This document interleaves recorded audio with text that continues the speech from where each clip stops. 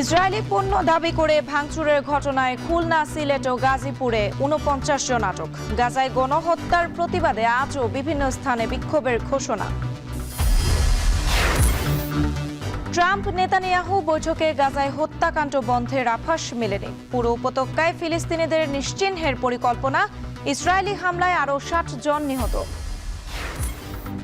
সাবেক প্রসিকিউটর তুরিন আফরোজ উত্তরার নিজ বাসা থেকে গ্রেপ্তার। জুলাই আন্দোলনে হত্যা চেষ্টা সহ একাধিক অভিযোগ। কোনোভাবেই শৃঙ্খলায় ফিরছে না গণপরিবহন। রাজনৈতিক প্রভাব মুক্ত করার সুযোগ হাতছাড়া হচ্ছে বারবার, বলছেন বিশেষজ্ঞরা। এবং ভূমিকম্পে ক্ষতিগ্রস্তদের সহায়তায় মিয়ানমার যাচ্ছে বাংলাদেশ নৌবাহিনীর জাহাজ। সমুদ্র অভিযান থাকছে ১২০ টন ওষুধ ও ত্রাণ সামগ্রী।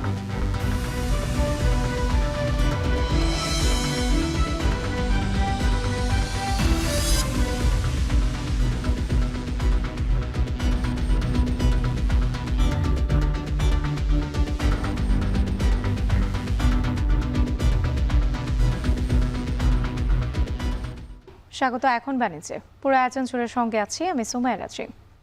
ইসরায়েলি পণ্য দাবি করে গতকালের ভাঙচুরের ঘটনায় খুলনা, সিলেট ও গাজীপুরে ৪৯ জনকে আটক করেছে পুলিশ। গাজীপুরে গতকাল ইসরায়েল বিরোধী বিক্ষোভের সময়ে বাটাসহ বিভিন্ন বাণিজ্যিক ও আর্থিক প্রতিষ্ঠানে হামলা ও ভাঙচুরের ঘটনায় ৪ জনকে আটক করেছে পুলিশ। এছাড়াও সিলেটে আটক হয়েছে ১৪ জন ও খুলনায় আটক হয়েছে ৩১ জন। পুলিশ জানায় সোমবার রাতে নগরীর বিভিন্ন এলাকায় অভিযান চালিয়ে তাদেরকে আটক করা হয়। আটক ৪ জনকে সিসিটিভি ক্যামেরার ফুটেজ দেখে শনাক্ত করা হয়। তাদের বিরুদ্ধে মামলা দায়ের প্রস্তুতি চলছে। এছাড়া হামলা ও ভাঙচুরের ঘটনায় জড়িত বাকিদের শনাক্তের চেষ্টা চলমান রয়েছে।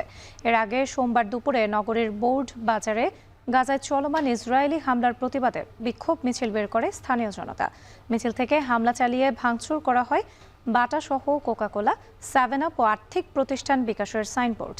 আজও গাজায় হত্যাকাণ্ডের প্রতিবাদে বিভিন্ন স্থানে বিক্ষোভের কথা রয়েছে।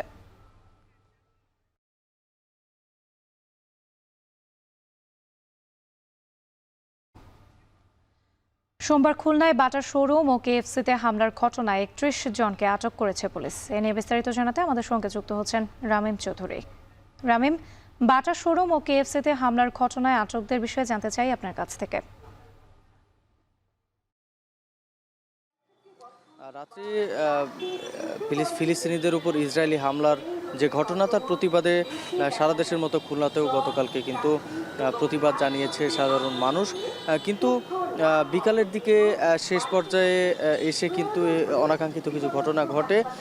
এখানে খুলনা শহরের বাটার শোরুম যে শোরুমটি রয়েছে, সেই শোরুমে কিন্তু বেশ হামলার ঘটনা ঘটেছে এবং সেখানে শুধু যে বাটার শোরুম তা কিন্তু নয়, তার পার্শ্ববর্তী যে কেএফসির শোরুম রয়েছে সেখানেও কিন্তু কেএফসির যে খাবারের দোকান, সেখানেও কিন্তু হামলা এবং লুটপাটের ঘটনা ঘটেছে। এবং এই ঘটনায় খুলনা মেট্রোপলিটন পুলিশ কিন্তু বেশ তৎপরতার সাথে এই হামলার ঘটনার সাথে যারা জড়িত ছিল বা ভাঙচুরের ঘটনার সাথে যারা জড়িত ছিল তাদেরকে সিসিটিভি ফুটেজ এবং বিভিন্ন রকম ভিডিও ফুটেজ যারা যাচাই করার মাধ্যমে কিন্তু তারা ৩১ জনকে গ্রেফতার করেছে আজকে। এবং আজকে সকালে কিন্তু এই খুলনা মেট্রোপলিটন যে পুলিশ রয়েছে তাদের সাথে আমরা কথা বলেছি। তারা যেটি বলছেন যে মূলত গতকালকে প্রতিবাদের এক পর্যায়ে এসে কিন্তু একটি দল তারা হঠাৎ করেই এই হামলা এবং লুটপাটের ঘটনা ঘটিয়েছে এবং তারপর থেকে কিন্তু কেএমপির যারা কর্মকর্তারা রয়েছেন তারা কিন্তু তৎপর হয়েছেন যারা হামলা চালিয়েছে তাদেরকে ধরার জন্য। এবং কালকে রাতভর কিন্তু অভিযান চলেছে এবং এই অভিযানের পরে কিন্তু এই ৩১ জনকে মোট এখনও পর্যন্ত আটক করা হয়েছে। মূলত তারা বলছেন যে যারা এই ভাঙচুর করেছেন তারা মূলত কিন্তু শুধুমাত্র লুটপাটের উদ্দেশ্যেই কিন্তু এই কাজগুলো করেছেন। এবং আমরা দেখেছি যে গতকালকে বিকালে কিন্তু বাটার যে শোরুম রয়েছে সেখান থেকে জুতা স্যান্ডেল সহ বেশ যত মালামাল রয়েছে সেগুলো কিন্তু লুটপাট করেছে বেশ কিছু মানুষ। এর পাশাপাশি কেএফসির একটি শাখা কিন্তু এখানে ছিল এবং সেখানেও কিন্তু ভাঙচুর এবং লুটপাট চালানো হয়েছে এবং এর সাথে যারা জড়িত রয়েছেন তাদের সকলকেই আইনের আওতায় আনা হবে বলে এখানকার যারা আইন শৃঙ্খলা বাহিনীর সদস্যরা রয়েছেন তারা জানিয়েছেন এবং তারা যেটি বলছেন যে এখনো পর্যন্ত 31 জনকে এই ঘটনার সাথে জড়িত থাকার কারণে গ্রেফতার করা হয়েছে এবং এই অভিযান অব্যাহত থাকবে এবং যারা যারা এই ধরনের অপকর্মের সাথে জড়িত হচ্ছে, লুটপাটের সাথে জড়িত হচ্ছে, তাদেরকে কখনোই ছাড় দেওয়া হবে না বলে জানাচ্ছেন এখানকার প্রশাসনের কর্মকর্তারা। তো রাত্রি এই ছিল আমার কাছে খুলনা থেকে গ্রেফতারের সবশেষ খবর। সোমবার খুলনায় বাটার শোরুম ও কেএফসিতে হামলার ঘটনায় 31 জনকে আটক করেছে পুলিশ। এ নিয়ে বিস্তারিত জানাতে আমাদের সঙ্গে যুক্ত ছিলেন রামিম চৌধুরী। এদিকে গাজায় হত্যাকাণ্ড বন্ধের কোনো আভাস নেই, বরং উপত্যকাটি থেকে ফিলিস্তিনিদের নিশ্চিহ্ন করার পরিকল্পনার কথা জানালেন মার্কিন প্রেসিডেন্ট ডোনাল্ড ট্রাম্প। সোমবার রাতে যুক্তরাষ্ট্রের ওয়াশিংটন ডিসিতে ইসরায়েলি প্রধানমন্ত্রী বেনিয়ামিন নেতানিয়াহুর সঙ্গে বৈঠকের পর সাংবাদিকদের এ কথা জানান তিনি। এদিকে পরমাণু ইস্যুতে শনিবার ইরানের সঙ্গে বৈঠকের কথাও বলেন ট্রাম্প। আর জানাচ্ছেন জাহানারা ভুইয়া। ফিলিস্তিনি হত্যায় রক্তে রাঙা দুই হাত আবারও এক হয়েছে। বন্ধু ট্রাম্পের সঙ্গে দেখা করতে তেল আবিব থেকে ওয়াশিংটনে উড়ে আসেন ইসরায়েলি প্রধানমন্ত্রী বেনিয়ামিন নেতানিয়াহু। বৈঠক করেছেন গাজা ইস্যুতে। গাজাকে ফের নিয়ন্ত্রণে নেওয়ার কথা বলেন মার্কিন প্রেসিডেন্ট ডোনাল্ড ট্রাম্প। ফিলিস্তিনিদের নিশ্চিহ্ন করে উপত্যকাটিকে নতুন আবাসভূমি করার নীল নকশায় বিভোর তিনি। A peace force like the United States there, controlling and owning the Gaza Strip would be a good thing. Because right now, all it is for years and years, all I hear about is killing and Hamas and problems. And if you take the people, the Palestinians, and move them around to different countries, and you have plenty of countries that will do that. ট্রাম্পের সঙ্গে সুর মিলিয়ে Israeli প্রধানমন্ত্রী Benjamin Netanyahu বলেন, পছন্দ মতো যে কোনো দেশে ফিলিস্তিনিরা চলে যেতে পারে। Gaza was the only place where they locked them in. We didn't lock them in. They're locked in. And what is wrong with giving people a choice? হামাসের কাছে জিম্মি বন্দীদের মুক্তির বিষয়ে কাজ করে যাচ্ছেন বলেও ইসরায়েলিদের আশ্বাস দেন এই দুই নেতা, যদিও হামাসের পক্ষ থেকে এই বিষয়ে নিশ্চিত করা হয়নি। বৈঠকে পারমাণবিক কর্মসূচি নিয়ে ইরানের সঙ্গে যুক্তরাষ্ট্রের সরাসরি যোগাযোগ হচ্ছে বলেও দাবি ট্রাম্পের। এ বিষয়ে শনিবার তেহরানের উচ্চ পর্যায়ের প্রতিনিধির সঙ্গে বৈঠকে বসার কথা রয়েছে ওয়াশিংটনের। তবে কোথায় হবে এই বৈঠক, সাংবাদিকদের প্রশ্ন কৌশলে এড়িয়ে যান Trump. We're dealing with the Iranians. We have a very big meeting on Saturday, and we're dealing with them directly. এদিকে গাজা ইস্যুতে ইসরায়েলের সঙ্গে ট্রাম্পের চাওয়া পাওয়ার মিল থাকলেও দ্বন্দ্ব দেখা দিয়েছে পারস্পরিক বাণিজ্য স্বার্থে। মূলত মার্কিন শুল্ক কমাতেই নেতানিয়াহুর এবারের যুক্তরাষ্ট্র সফর। যুক্তরাষ্ট্রকে তিনি বেশ কিছু বাণিজ্যিক সুবিধার প্রস্তাব দিলেও ইসরায়েলি পণ্যে 17% সম্পূরক শুল্ক কমানোর নিশ্চয়তা পাননি ট্রাম্পের কাছ থেকে। তাই ভারাক্রান্ত মনে স্থানীয় সময় মঙ্গলবার তেল আবিবে ফিরে যাচ্ছেন তিনি। জাহানারা ভুইয়া, এখন বিশ্ব। একের পর এক মিথ্যা অভিযোগে গাজায় ফিলিস্তিনিদের হত্যা করছে ইসরায়েলি বাহিনী। পশুর সাথে ফিলিস্তিনিদের তুলনা দিয়ে হত্যাযজ্ঞে সমর্থন দিয়ে যাচ্ছে সাধারণ ইহুদিবাদী ইসরায়েলিরাও। লড়াই থামলেও ফিলিস্তিনিদের সাথে কট্টর ইহুদিবাদের মনস্তাত্ত্বিক দূরত্ব কি আদৌ ঘুচবে কোনোদিন? বিস্তারিত জানাচ্ছেন নুসাত Kamal. Is that seriously what you think? I am killed two people Palestinian. Gaza, it's not people, the animals, you know, the monkey, the dog, the horse. It's same the animals. If it's dead, it's okay. It's not a man. It's not people.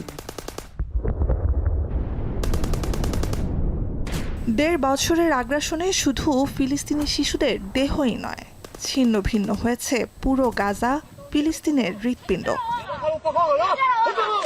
মধ্যযুগীয় বর্বরতাকে হার মানানো এই নির্মমতার উৎস কি বুঝতে চেয়েছিলেন যুক্তরাষ্ট্রে বসবাসরত ফিলিস্তিনি যুবক হামজা সাদাহ।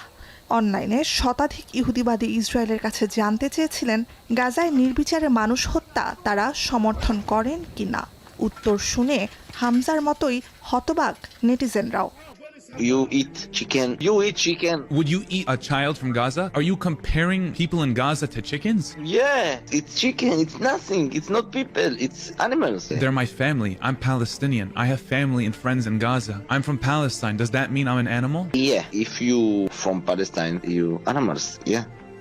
নিছক কল্পনার ওপর দাঁড়িয়ে গাজা, ফিলিস্তিনিদের নিয়ে ইসরায়েলি অপপ্রচার। কিন্তু ইসরায়েল, যুক্তরাষ্ট্র ও পশ্চিমা দেশগুলোতে লাখো মানুষ মানসিকভাবে বন্দী এসব অপপ্রচারে। তারই প্রমাণ হাস্যোজ্জ্বল মুখে গর্বের সাথে নিরস্ত্র মানুষ হত্যার এসব সাক্ষ্য। নিজেদেরই ভূমিতে অসহায় ফিলিস্তিনিদের কারাবন্দী নির্মম নিপীড়নের এ জীবন কয়েক দশকের। বর্বরতার সীমা ছাড়াতে অবশেষে মুখোশ খুলতে শুরু করেছে দখলদার ইসরায়েলের। যুক্তরাষ্ট্রের মদতপুষ্ট ঔপনিবেশিক কায়দায় ইসরায়েলের ভূমি দখল কর্মসূচির পর্দা উন্মোচন হচ্ছে বিশ্ববাসীর সামনে। I think it's really important that people around the world band together to stand opposed to Donald Trump's attempt to realign the world into the interests of fascists and strongmen. ফিলিস্তিনি ভূখণ্ডে ইসরায়েলি বসতি সম্প্রসারণে 1967 সাল থেকেই পানির মতো অর্থ ঢেলেছে প্রতিটি ভূমিদস্যু সরকার। তারও আগে 1948 সালে স্বাধীনতা ঘোষণার পর ইসরায়েলের দখলকৃত অঞ্চল থেকে পালিয়ে যাওয়া প্রায় 7 লাখ ফিলিস্তিনি, অঞ্চলটির 85% মুসলিম জনগোষ্ঠী আশ্রয় নেয় আরব বিশ্বের বিভিন্ন দেশে। পরবর্তীতে মাতৃভূমিতে যাদের আর ফিরতে দেয়া হয়নি।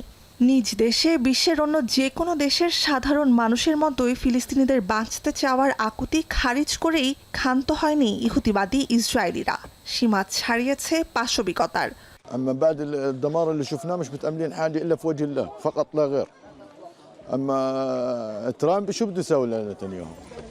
গাজা উপত্যকা, পশ্চিম তীর, পূর্ব জেরুজালেমে শুধু অঞ্চলের পর অঞ্চলে অবরোধ দিয়েই ক্ষান্ত হয়নি, কুক্ষিগত করেছে সাধারণ ফিলিস্তিনিদের জীবনও। দখলকৃত অঞ্চল নিজেদের দাবি করার মধ্য দিয়ে শুরু ইসরায়েলের বসতি স্থাপন কর্মসূচি। এ লক্ষ্য অর্জনে শুধু ফিলিস্তিনি মুসলিমরাই নয়, ইসরায়েলের লক্ষ্য ফিলিস্তিনি খ্রিস্টানরাও।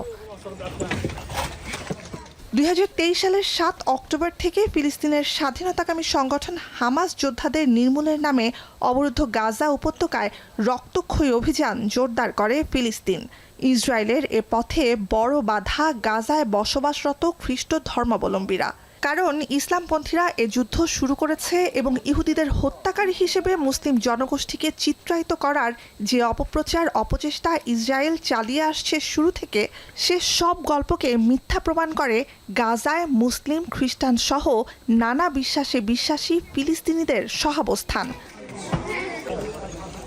গাজায় চলমান আগ্রাসনের পেছনে ইসরায়েলের প্রধান যুক্তি 7 অক্টোবর ইসরায়েলি ভূখণ্ডে হামাসের হামলা ও 1200 ইসরায়েলিকে হত্যার প্রতিশোধ।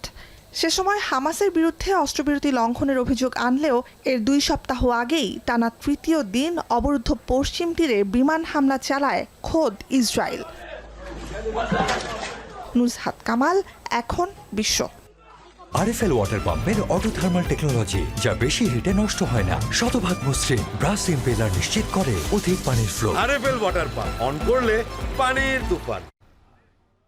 24 জুলাই আব্দুল জব্বার নামে এক শিক্ষার্থীকে হত্যার উদ্দেশ্যে গুলি করার মামলায় আন্তর্জাতিক অপরাধ ট্রাইব্যুনালের সাবেক প্রসিকিউটর তুরিন আফরোজকে গ্রেপ্তার করেছে পুলিশ।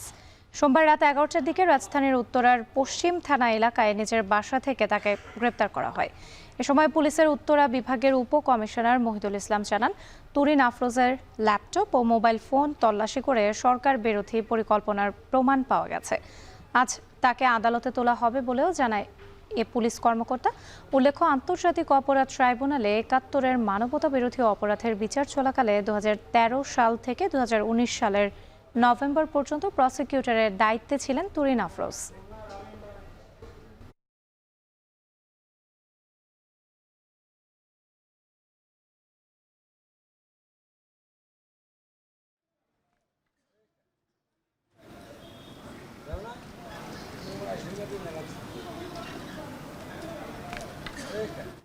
বৈষম্যবিরোধী ছাত্র আন্দোলনের সময়ের ঘটনায় বলেছি আমি যে হত্যার উদ্দেশ্যে গুলিবিদ্ধ করিয়া মারাত্মকভাবে জখম করেছে একজন ছাত্র। ওনার নাম হচ্ছে জনাব আব্দুল জব্বার, বয়স হবে 21 বছর। অপারেশনকালীন তার ল্যাপটপ এবং তার মোবাইল ফোন আমরা চেক করে দেখেছি, দেখে আমাদের তার মোবাইলে, তার ফেসবুকে অনেকগুলো সরকার বিরোধী অনেক প্রচারণা রয়েছে। ভূমিকম্পে ক্ষতিগ্রস্তদের জন্য ওষুধ ও ত্রাণ সহায়তা নিয়ে মিয়ানমার যাচ্ছে বাংলাদেশ নৌবাহিনীর একটি দল। চট্টগ্রামের নৌঘাটি থেকে নৌবাহিনীর বিশেষ জাহাজ সমুদ্র অভিযানে চড়ে রওনা দেবেন তারা। এ নিয়ে আরও জানাতে যুক্ত হচ্ছেন ফয়সাল করিম। ফয়সাল, জাহাজটি মিয়ানমারের উদ্দেশ্যে কখন রওনা হবে আর সহায়তার মাঝে কোন পণ্য কি পরিমাণ রয়েছে জানাবেন? আর কিছুক্ষণের মধ্যেই এই জাহাজটি মিয়ানমারের উদ্দেশ্যে ছেড়ে যাবে। চট্টগ্রাম যে নৌঘাটি আছে সেখান থেকে ছাড়ার জন্য সব প্রস্তুতি একেবারেই সম্পন্ন হয়েছে। কিছুক্ষণ আগে নৌবাহিনী প্রধান অ্যাডমিরাল এম নাজমুল হাসান তিনি এখানে ব্রিফিং করেছেন। তিনি জাহাজটিকে আনুষ্ঠানিকভাবে বিদায় জানানোর যে কার্যক্রমগুলো আছে সেগুলো সম্পন্ন করেছেন এবং এখান থেকে কিছুক্ষণের মধ্যেই জাহাজটি ছাড়া হচ্ছে। এবং আমরা দেখেছি যে এখানে যারা যাচ্ছেন অর্থাৎ 176 জনের যে দল মিয়ানমারের উদ্দেশ্যে যাচ্ছে ইয়াঙ্গুন বন্দরে, সেই 176 জন কিন্তু জাহাজে উঠে গেছেন এবং আমরা দেখছি যে এটি যেই প্রকৌশলগত যে বিষয়গুলো আছে, ইঞ্জিন চালু করার যে বিষয়গুলো আছে সেগুলো সম্পন্ন করেছেন এবং কিছুক্ষণ পরে এটি চট্টগ্রাম নৌঘাটি থেকে মিয়ানমারের উদ্দেশ্যে রওনা দেবে। এবং আমরা যেটি জানি যে এটি 120 টনের মধ্যে ত্রাণ এবং বিশেষ সহায়তা নিয়ে মিয়ানমারের উদ্দেশ্যে যাচ্ছে এবং এখানের মধ্যে 77 টনের মতো শুকনো খাবার আছে এবং ঔষধ আছে, পানি আছে, তাঁবু আছে এবং বিভিন্ন ধরনের যেই জরুরি সামগ্রীগুলো লাগে, অর্থাৎ এই ধরনের সংকটময় মুহূর্তে মিয়ানমারের জনগণের জন্য যেই সামগ্রীগুলো প্রয়োজন সেই সামগ্রীগুলো নিয়েই মূলত এই জাহাজটি যাচ্ছে।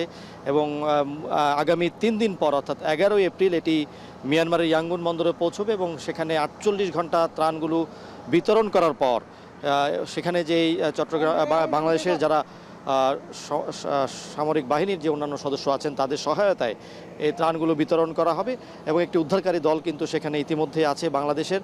এবং আমরা যেটি জানি যে আসলে এই জাহাজটি সমুদ্র অভিযান এটি এর আগেও বিভিন্ন জায়গায় ত্রাণ নিয়ে গেছে এবং বাংলাদেশ নৌবাহিনীর পক্ষ থেকে আমরা দেখেছি এর আগেও বিভিন্ন দুর্যোগ এবং বিভিন্ন ধরনের সংকটের সময় অন্যান্য দেশের প্রতিবেশী দেশ এবং বিভিন্ন দেশের সংকটের সময় বাংলাদেশ নৌবাহিনী কিন্তু তাদের ভূমিকা রেখেছিল, এই ধরনের ভূমিকা। এবং এই ধরনের ভূমিকাটি এবং এই জাহাজের মধ্য দিয়ে মূলত এটিকে বলা হচ্ছে যে মানবতার জাহাজ এবং কূটনৈতিক শিষ্টাচারের যে বিষয়টি সেটিও কিন্তু এই জাহাজের মাধ্যমে প্রতিষ্ঠিত হবে। কারণ মিয়ানমারের সাথে আমাদের যে নানামুখী সংকট আছে, রোহিঙ্গা সংকট আছে, সেই সংকটগুলো এই দূর করতে এই ধরনের কার্যক্রমগুলো কিন্তু বড় ভূমিকা রাখে এবং আমরা সেটিই দেখেছি। যারা এখানে কর্মকর্তা ছিলেন নৌবাহিনীর তারা বিষয়টিতে আলোকপাত করেছেন। তারা বলেছেন এই জাহাজটি শুধুমাত্র ত্রাণ নিয়ে যাচ্ছে না, এই জাহাজটির মাধ্যমে বাংলাদেশের যে কূটনৈতিক শিষ্টাচারের যে বার্তা, মানবতার যে বার্তা, সেই বার্তা কিন্তু পৌঁছে দিচ্ছে বাংলাদেশ নৌবাহিনী। এবং আমরা যেটি জানি যে এই জাহাজটি আসলে বাংলাদেশের একটি অন্যতম সমুদ্র নৌবাহিনীর জাহাজ এবং এই জাহাজটির মধ্য দিয়ে এর আগেও বিভিন্ন দেশে কিন্তু ত্রাণ সামগ্রী পৌঁছে দেওয়া হচ্ছে এবং কিছুক্ষণ পরেই আসলে নৌবাহিনীর এই জাহাজটি বাংলাদেশ থেকে মিয়ানমারের উদ্দেশ্যে ছেড়ে যাবে। ভূমিকম্পে ক্ষতিগ্রস্তদের জন্য ওষুধ ও ত্রাণ সহায়তা নিয়ে মিয়ানমার যাচ্ছে বাংলাদেশ নৌবাহিনীর একটি দল। এ নিয়ে বিস্তারিত জানাতে আমাদের সঙ্গে যুক্ত ছিলেন ফয়সাল করিম। ঈদের দীর্ঘ ছুটি শেষে শুরু হয়েছে অফিস আদালত, তবে এখনও বিভিন্ন অঞ্চল ও জেলা থেকে রাজধানীতে ফিরছেন কর্মজীবী মানুষ। এতে চাপ বেড়েছে মহাসড়ক ও ফেরিঘাটে। সকাল থেকে উত্তরবঙ্গ থেকে রাজধানীমুখী টাঙ্গাইল যমুনা সেতু মহাসড়কে ছিল কর্মস্থলে ফেরা যাত্রীর চাপ। মহাসড়কের নগর জলফই, রাবনা ও এলেঙ্গা বাস স্ট্যান্ড এলাকায় ভিড় ছিল বেশি। কয়েক ঘন্টা দাঁড়িয়ে থেকেও মিলছে না যানবাহন, আছে অতিরিক্ত ভাড়া নেওয়ার অভিযোগ যাত্রীদের। এদিকে পাটুরে ও আরিচা ফেরিঘাট পার হয়েছে আজও ঢাকা সহ বিভিন্ন স্থানে ফিরছেন দক্ষিণ পশ্চিমাঞ্চলের মানুষ। পরিবহন সংকটের সূচকে ঘাট এলাকায় পরিবহন সংশ্লিষ্টদের বিরুদ্ধে অতিরিক্ত ভাড়া নেওয়ার অভিযোগ উঠেছে। এছাড়া মানিকগঞ্জ বাস স্ট্যান্ড এলাকায় অনেক সময় বাসের জন্য দীর্ঘক্ষণ অপেক্ষা করতে হয়েছে যাত্রীদের।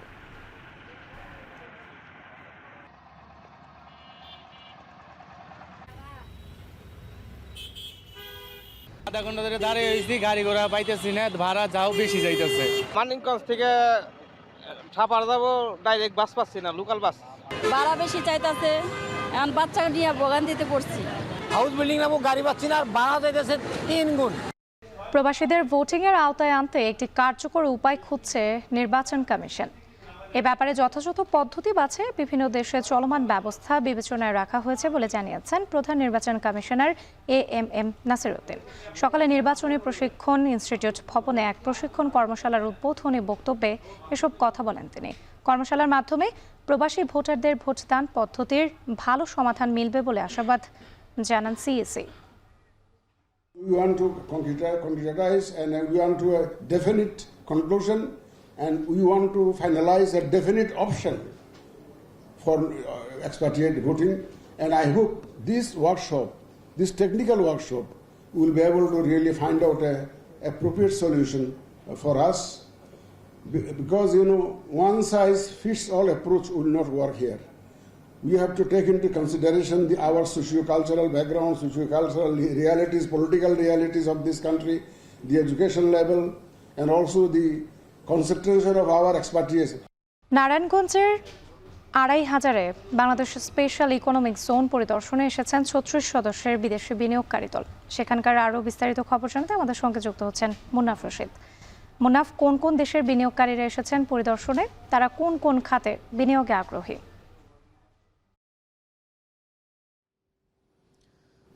রাত্রি মূলত এখন থেকে 10 মিনিট আগে এখানে ৩৬ সদস্যের একটি বিনিয়োগকারী প্রতিনিধি দল তারা এখানে এসে পৌঁছেছেন এবং এখানে মূলত একটি কারখানা রয়েছে, বেকো যে কারখানা, সিঙ্গারের যে কোম্পানি, তারা এখানে সিঙ্গারের যত ইলেকট্রনিক্স পণ্য আছে এখানে তারা অ্যাসেম্বলি করে থাকেন। তো সেই ফ্যাক্টরিতে এসেছেন এবং ৩৬ সদস্যের মধ্যে রয়েছে চীনের 10 জন, তারপরে আমি যদি বলি জাপানের 3 জন, সৌদি আরব থেকে 3 জন, আবুধাবি থেকে 3 জন, যুক্তরাষ্ট্র থেকে 8 জন, ভারতের 1 জন এবং NRB অর্থাৎ প্রবাসী বাংলাদেশি যারা বিনিয়োগকারী রয়েছে তাদের সংখ্যা হচ্ছে 8 জন। সব মিলিয়ে দেখা যাচ্ছে এই সংখ্যার মধ্যে সবচেয়ে বেশি আছে হচ্ছে চীনের বিনিয়োগকারীর সংখ্যা বেশি, 10 জন এসেছেন এবং তারা কিন্তু এখানে আসার পরে এখন তাদের এই যে পুরো অর্থনৈতিক অঞ্চল, যেটা বিশেষ অর্থনৈতিক অঞ্চল, এই অর্থনৈতিক অঞ্চলের যে অবকাঠামোগত অবয়ব রয়েছে সেই বিষয়গুলো তাদের সামনে উপস্থাপন করা হচ্ছে এবং এই যে কারখানা রয়েছে এবং কারখানার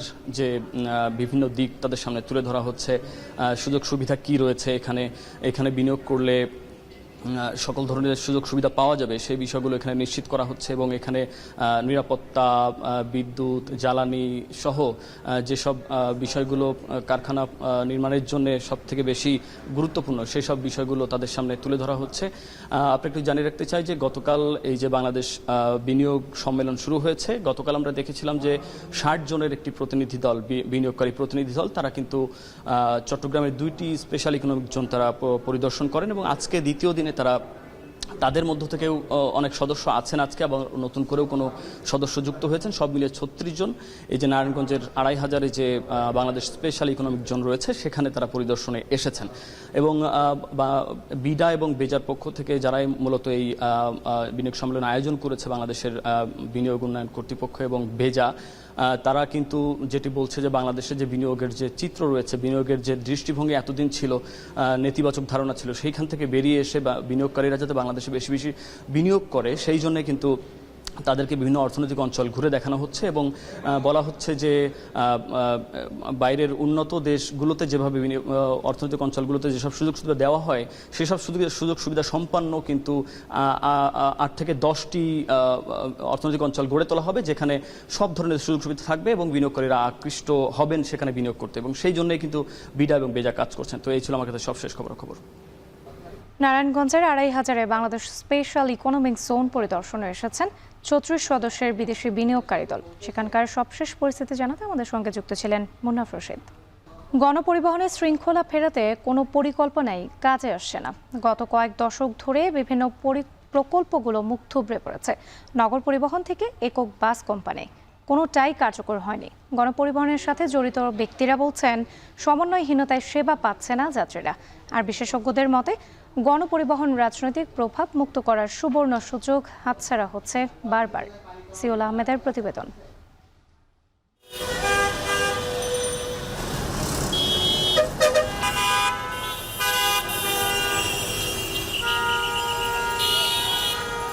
রাজধানীর গণপরিবহনে শৃঙ্খলা ফেরাতে বহু দশক ধরে বিভিন্ন পরিকল্পনা নেওয়া হয়েছে, তবে কোনোটাই কার্যকরী হয়নি। সর্বশেষ রাজধানীর গণপরিবহনের শৃঙ্খলা ফেরাতে একক বাস কোম্পানি চালু করে ঢাকা পরিবহন সমন্বয় কর্তৃপক্ষ ডিটিসিএ। বাস রুট রেশনালাইজেশন প্রকল্পের মাধ্যমে ঢাকার বাস রুটের সংখ্যা কমিয়ে ঢাকা নগর পরিবহনের আওতায় সব বাস চালানোর পরিকল্পনা করা হয়, তবে এবারও প্রথম ধাপে ব্যর্থ হয় ডিটিসিএ। সরেজমিন পরিদর্শন করে দেখা যায় বিদ্যমান ব্যবস্থায় ঢাকা নগর পরিবহনকে অন্যান্য কোম্পানির নন এসি বাসের সঙ্গে প্রতিযোগিতা করে চলতে হচ্ছে। সেসব বাস সরানোর নেই কোনো উদ্যোগও। গাবতলী চাষারা রুটে যাত্রীদের দীর্ঘ লাইনে অপেক্ষা করতে না হলেও অন্য রুটগুলোতে ঢাকা নগর পরিবহনের বাসের সংখ্যা কমে যাওয়ায় দীর্ঘ সময় অপেক্ষা করতে হচ্ছে যাত্রীদের। শুধু এই জ্যামগুলোর জন্য গাড়িগুলো আসতে দেরি করে, অনেক সময় লাইনে অনেকক্ষণ খাড়ায় থাকতে হয়। এদিকে ঘন্টা দাঁড়িয়ে থাকে, গাড়িতে আধা ঘন্টা দাঁড়িয়ে থাকে, তখন জামগুলো সৃষ্টি হয়। টোটাল কোঅর্ডিনেশনের একটা গ্যাপ আছে আমাদের, তো এর ভিতরে ধরেন আমাদেরকে নিজেদেরকেও, যারা যাত্রী আছে তাদেরও সচেতন হতে হবে। আপনার বাস মালিক না, বাসের আপনার গণপরিবহনের প্রত্যেকটা লোকের কাছে আমরা চিনি। এদিকে রাজধানীতে গণপরিবহন সমন্বয় করার কথা ছিল বহু বছর ধরেই, অর্থাৎ বাস, মেট্রো রেল, রেল স্টেশন, বিমানবন্দর থেকে একই রুটে সেবা পাবেন নগরবাসী। কিন্তু সেই পরিকল্পনাও ভেস্তে গেছে। আর গণপরিবহনের সাথে জড়িত কর্তা ব্যক্তিরা বলছেন ভিন্ন কথা। তাদের অভিযোগ, ঢাকা পরিবহন সমন্বয় কর্তৃপক্ষ ডিটিসি এর সকল পরিকল্পনায় নেই ঢাকা সড়ক পরিবহন মালিক সমিতি।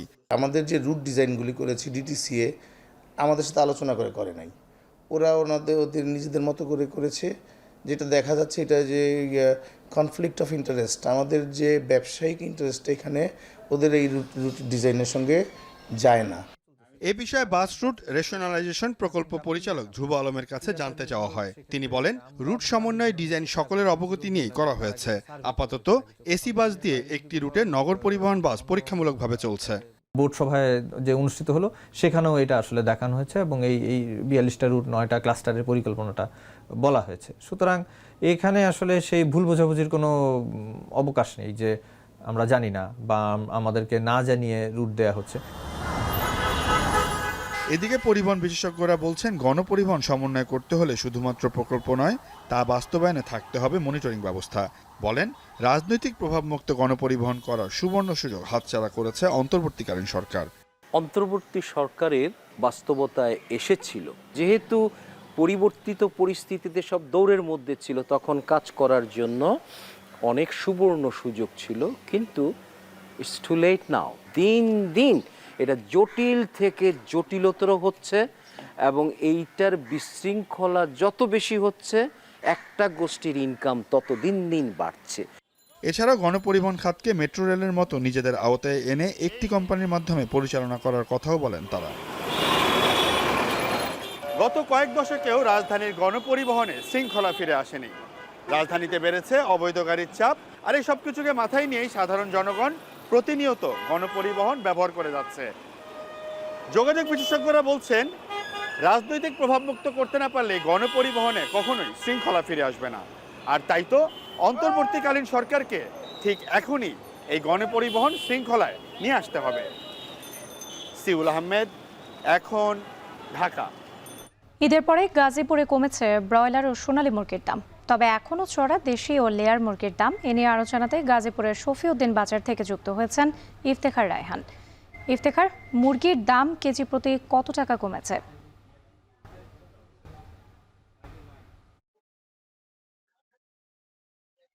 রাত্রি ঈদের আগ মুহূর্তে আমরা দেখেছিলাম যে গাজীপুরের বাজারগুলোতে সব ধরনের মুরগির দাম বেশ চড়া ছিল এবং সেটি ক্রেতাদের অনেকটাই নাগালের বাইরে চলে গিয়েছিল। তবে এখন ঈদের পরবর্তী যে সময়টিতে এখন বাজারে কিছুটা দাম কমেছে এবং মূলত ব্রয়লার এবং সোনালী মুরগি, এই দুই জাতের মুরগির দাম কেজি প্রতি 30 থেকে 40 টাকা কমেছে। তবে অপরিবর্তিত দামে বিক্রি হচ্ছে লেয়ার এবং দেশি মুরগির দাম। আজকে যদি বাজারের দরদাম যদি জানায়, আজকে প্রতি কেজি ব্রয়লার এই বাজারে বিক্রি হচ্ছে 180 টাকা কেজিতে, যেটি ঈদের আগে আমরা দেখেছি যে 220 টাকা পর্যন্ত বিক্রি হয়েছিল। এছাড়া যে সোনালী মুরগি, সেটিও 320 টাকা কেজি দরে বিক্রি হয়েছিল ঈদের আগে, তবে আজকের বাজারে বিক্রি হচ্ছে 280 টাকা। তবে অপরিবর্তিত দামে অর্থাৎ 320 টাকা কেজিতে বিক্রি হচ্ছে লেয়ার মুরগি এবং দেশি মুরগি বিক্রি হচ্ছে সবচেয়ে বেশি দাম, সেটির দেশি মুরগি প্রতি কেজি বিক্রি হচ্ছে 700 টাকা পর্যন্ত। এবং আমরা ক্রেতাদের সাথে কথা বলেছিলাম, তারা যেটি বলছেন যে দাম, ব্রয়লার মুরগির দাম কিছুটা কমেছে, তবে অন্যান্য মুরগির দামও তারা চাইছেন যেন কিছুটা কমে আসে। তবে বিক্রেতারা যেটি বলছেন যে ঈদের সময় যে পরিমাণ চাহিদা ছিল সেই পরিমাণ চাহিদা কিন্তু ক্রেতাদের এখন মুরগির প্রতি নেই, যে কারণে কিছুটা সবজি কিংবা অন্যান্য যে নিত্য প্রয়োজনীয় দ্রব্য সেগুলোর প্রতি ক্রেতাদের ঝোঁক বেশি, যে কারণে মুরগির দাম কিছুটা কমে এসেছে বলে তারা জানিয়েছেন। অপরদিকে ডিমের বাজারও কিন্তু স্বস্তি রয়েছে। বেশ কিছুদিন ধরেই আমরা দেখছিলাম যে ডিম কিন্তু কম দামে বিক্রি হচ্ছে, অর্থাৎ ক্রেতাদের নাগালের মধ্যে রয়েছে। প্রতি হালি ডিম বিক্রি হচ্ছে 40 টাকা হালিতে এবং ডজন বিক্রি হচ্ছে 110 টাকা, এবং হাঁসের মুরগি সেটি বিক্রি হচ্ছে 60 টাকা হালিতে। তো সবকিছু মিলিয়ে বলা যায় যে গাজীপুরের বাজারে এই ঈদ পরবর্তী সময়ে যে মুরগির দাম অনেকটাই কমে এসেছে এবং এতে করে ক্রেতাদের মাঝেও কিন্তু স্বস্তি ফিরে এসেছে। তো এই ছিল আমার কাছে গাজীপুর থেকে মুরগি এবং ডিমের বাজারের সবশেষ তথ্য। রাত্রি। গাজীপুরের মুরগির বাজার থেকে যুক্ত ছিলেন ইফতেখার রায়হান। প্রায় 150 বছর ধরে বরিশালের গৌর নদীতে তৈরি হচ্ছে ঐতিহ্যবাহী মিষ্টি দই। স্বাদে গুণে মানে অতুলনীয় হয়, স্থানীয় চাহিদা মিটিয়ে সরবরাহ হয় দেশের বিভিন্ন অঞ্চলে। দইয়ের মান ও স্বাদ আগের মতোই থাকায় এখানকার দই খেয়ে খুশি ক্রেতারা। আমিনুল ইসলামের তোলা ছবিতে আরও জানাচ্ছেন অমিত হাসান।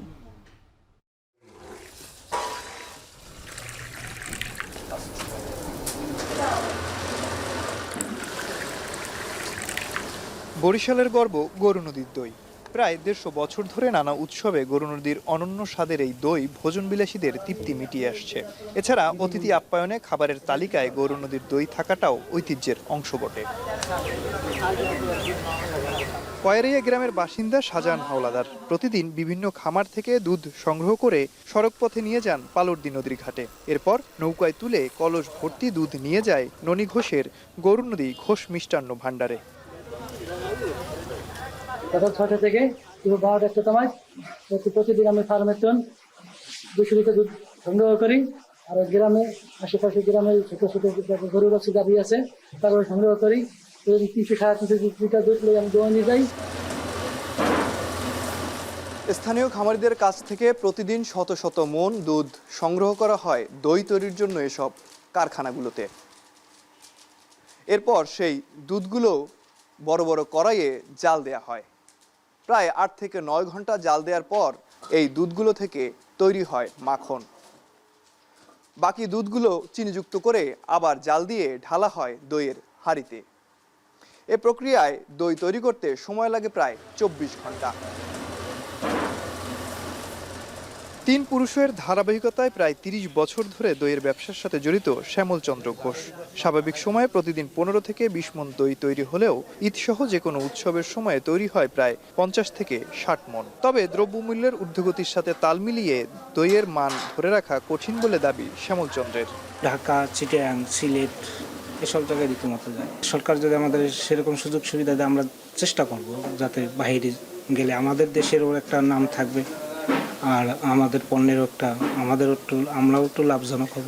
প্রায় 24 বছর ধরে দই তৈরির কাজ করছেন কারিগর নারায়ণ সাহা। তার সাথেই আরও 11 জন সহযোগিতা করেন এই কাজে। তার এখান থেকে প্রতিদিন শত শত মণ দই পাঠানো হয় ঢাকা, বরিশাল, চট্টগ্রাম, খুলনা, দিনাজপুর, সিলেট সহ দেশের বিভিন্ন স্থানে। 1 মণ দুধে 20 কেজিরও কম জ্বালাইয়া ঘন করার পরে তারপরে দইটা পাতা হয়। তারা পূর্বপুরুষের তা দই গাইতে আছে, আমরাও এখানে তাগো উপলক্ষে প্রায় 50 জন লোক খাড়ি দোকানে বিক্রি করার জন্য, এবং এই জায়গার দধির মান ভালো, এবং এই যে গণতির কথা বললে এবং সবাই আদরের সহিতই নেয়। নাম করা মিষ্টি এই জন্য আইসি, এই জায়গার মিষ্টি সবাই পছন্দ করে, এই জন্য এই জায়গায় আইসি মিষ্টি নিতে। গণতির দই মিষ্টি সবচেয়ে ভালো। গরুর দুধ থেকে দধি এবং ছানাটা এবং মিষ্টিটা তৈরি হয় এবং গুণগত মান 100% কোয়ালিটি সম্পন্ন।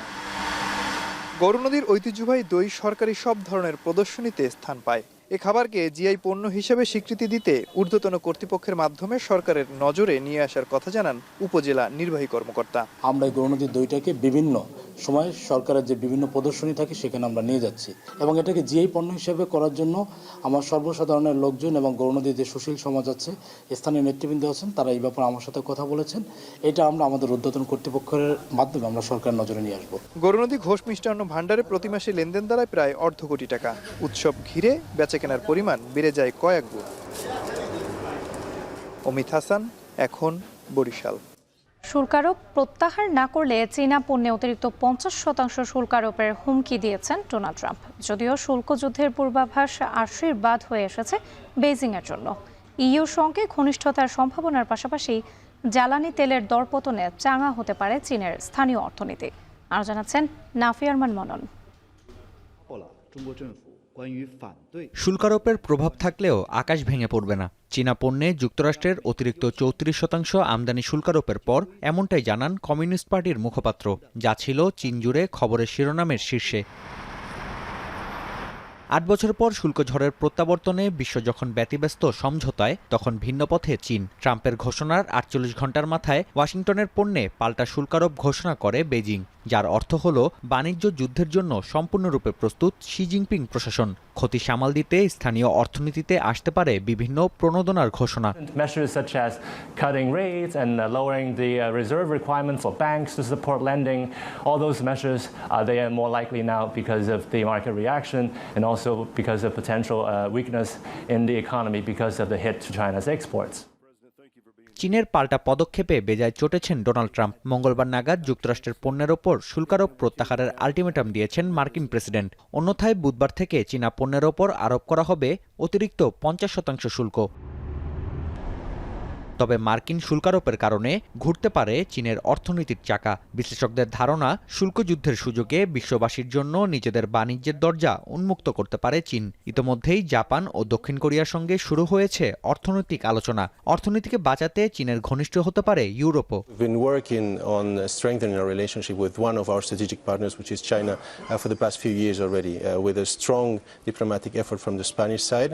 Actually, the Spanish president has been there for a few times. He's going there again this week, again to strengthen those ties, to find new markets for EU products, and also to be able to attract Chinese investment, which will be another key element for our strategic autonomy going forward.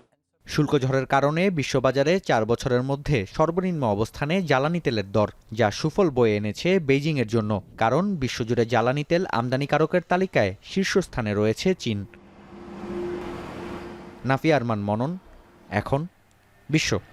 আগামী 3 June দক্ষিণ কোরিয়ায় অনুষ্ঠিত হচ্ছে আগাম president নির্বাচন। গেল সপ্তাহে সামরিক আইনচারের অভিযোগে প্রেসিডেন্ট পদ থেকে অভিশংসিত হন ইউন সুক ইয়োল।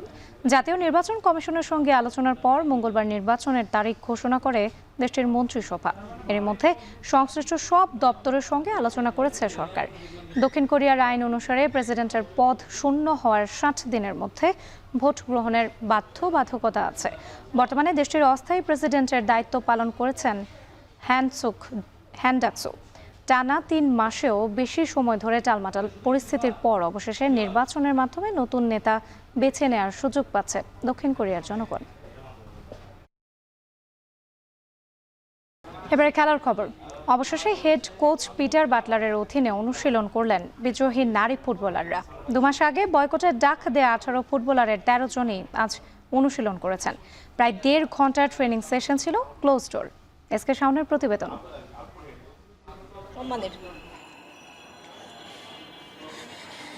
দিন শেষে হচ্ছে মেয়েরা দেশের জন্যই খেলে। গেল 30 জানুয়ারি হেড কোচ পিটার বাটলারের বিরুদ্ধে বিদ্রোহ ঘোষণা করেন জাতীয় নারী দলের 18 ফুটবলার। সংকট সমাধানে ফেডারেশন বিশেষ কমিটি গঠন করে। কোচ, খেলোয়াড় দুই পক্ষের সাথে বসে দূরত্ব গোচানোর চেষ্টা করা হয়। এর মধ্যে বিদ্রোহীদের ছাড়া সংযুক্ত আরব আমিরাতে 2টি প্রীতি ম্যাচও খেলে বাংলাদেশ, যেখানে হারতে হয় আফিদাদের। আরব আমিরাত সফর শেষে ক্যাম্পে ঈদ ছুটি ঘোষণা করে জানানো হয় ঈদের পর ফিরবেন বিদ্রোহীরা। ছুটি কাটিয়ে ফিরলেও সোমবার জিম সেশনে দেখা যায়নি বিদ্রোহীদের। তবে মঙ্গলবার ভোরে ঠিকই অনুশীলনে ফিরলেন বিদ্রোহীরা। এতে 2 মাসেরও বেশি সময় পর নারী ফুটবলে বিদ্রোহের অবসান ঘটল। ধানমন্ডির আবাহনী মাঠে বিদ্রোহী 18 ফুটবলারের মধ্যে 13 জনই অনুশীলন করেছেন। প্রায় 1.5 ঘন্টার ট্রেনিং সেশনটি ছিল ক্লোজ ডোর। এর মধ্যে আজই ক্যাম্পে যোগ দিবেন তহুরা খাতুন। বয়কটের ডাক দেয়া 18 জনের মধ্যে 4 ফুটবলার ভুটানের লিগ খেলতে দেশের বাইরে। এএফসি এশিয়ান কাপ বাছাইয়ের আগে তাদেরও ফেরার কথা রয়েছে। গুরুত্বপূর্ণ ম্যাচগুলোতে বাংলাদেশের প্রতিপক্ষ মিয়ানমার, বাহরাইন ও তুর্কমেনিস্তান। আগামী 23 জুন থেকে 5 জুলাই পর্যন্ত এশিয়ান কাপ বাছাইয়ের ম্যাচ। অধিকাংশ বিদ্রোহী ফুটবলার অনুশীলনে ফেরায় আরব আমিরাত সফরে খেলা বেশ কয়েকজন আসন্ন টুর্নামেন্টে বাদ পড়তে পারেন। তবে পিটার বাটলারের চূড়ান্ত দলে বিদ্রোহীদের মধ্যে কয়জন সুযোগ পাবেন সেটাই দেখার অপেক্ষা। এসকে শাওন, এখন ঢাকা। শেষ করছি এখন বাণিজ্য। যাওয়ার আগে শিরোনামগুলো আরও একবার। ইসরায়েলি পণ্য দাবি করে ভাঙচুরের ঘটনায় 2টি মামলা। খুলনা, সিলেট ও গাজীপুরে 49 জন আটক। গাজায় গণহত্যার প্রতিবাদে আজও বিক্ষোভের ঘোষণা। ট্রাম্প নেতানিয়াহু বৈঠকে গাজায় হত্যাকাণ্ড বন্ধের আভাস মেলেনি। পুরো উপত্যকায় ফিলিস্তিনিদের নিশ্চিহ্নের পরিকল্পনা। ইসরায়েলি হামলায় আরও 60 জন নিহত। সাবেক প্রসিকিউটর তুরিন আফরোজ উত্তরার নিজ বাসা থেকে গ্রেপ্তার। জুলাই আন্দোলনে হত্যা চেষ্টা সহ একাধিক অভিযোগ। কোনোভাবেই শৃঙ্খলায় ফিরছে না গণপরিবহন। রাজনৈতিক প্রভাব মুক্ত করার সুযোগ হাতছাড়া হচ্ছে বারবার, বলছেন বিশেষজ্ঞরা। এবং ভূমিকম্পে ক্ষতিগ্রস্তদের সহায়তায় মিয়ানমার যাচ্ছে বাংলাদেশ নৌবাহিনীর জাহাজ। সমুদ্র অভিযান থাকছে 120 টন ওষুধ ও ত্রাণ সামগ্রী। এ ছিল এখন বাণিজ্যের আয়োজনে। এখন টেলিভিশন ওয়েবসাইটে দেখতে ভিজিট করুন www.ekon.tv। এছাড়া ফেসবুকে দেখতে ভিজিট করুন facebook.com/tv.ekon এবং ইউটিউবে এখন টেলিভিশন দেখতে ভিজিট করুন youtube.com/c/ekontv।